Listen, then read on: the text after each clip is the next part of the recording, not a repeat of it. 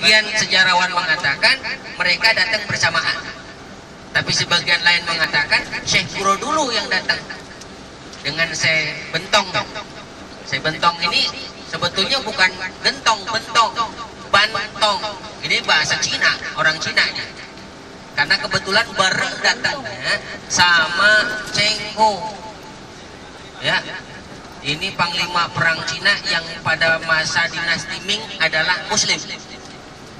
Ya, pada dinasti Ming Muslim, dan banyak peninggalannya di Semarang, Surabaya, ya, sampai di Bogor, sampai di Tangerang, ada beberapa peninggalannya banyak. Nah, ini Syekh Kuro. Syekh Kuro kemudian Syekh Datul Kahfi. Syekh Datul Kahfi ini adalah guru orang tuanya Sunan Gunung Jati. Jadi Sunan Gunung Jati punya orang tuanya berguru sama Syekh Datul Kahfi. Yang kemarin kita ke Cirebon naik ke atas itu.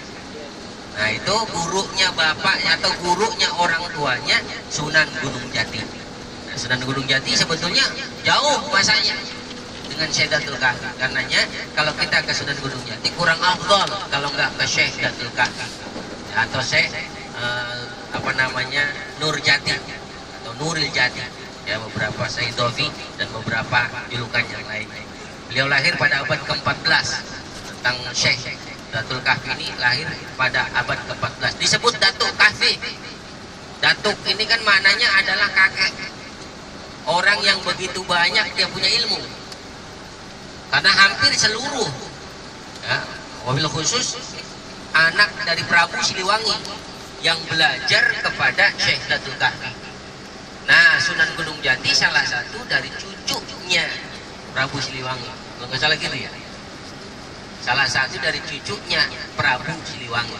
Dan kita tahu Prabu Siliwangi adalah salah satu raja di Jawa Barat yang menurut khabar kerajaannya besar tapi tak terlihat. Ya, sampai hari ini tidak ditemukan jejak kerajaannya yang begitu besar. Ada yang mengatakan ada di Bogor, itu gunung gede.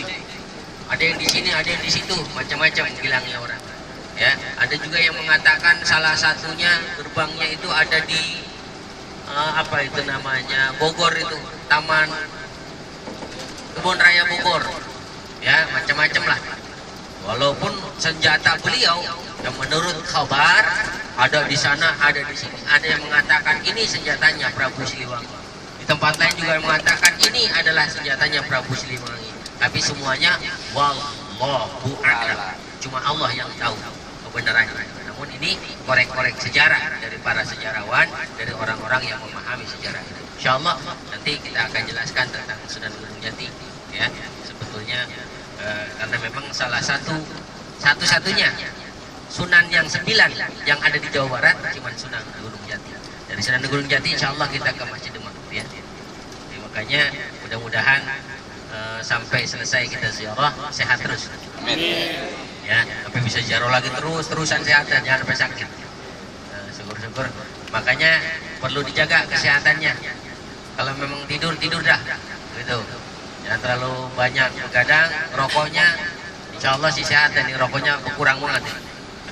Ya, rokoknya berkurang banget, kopinya ada kopi kata panitia, air kagak. Ini share banget ke panitia. Ya, panitia luar biasa, caranya luar biasa. Jadi kopi disediain, air kagak. Ya, sama aja kita disediain rokok, korek kagak. Ya, Allah Subhanahu wa taala. Baik, mudah-mudahan Allah sehatkan kita semua. Itu saja, assalamualaikum.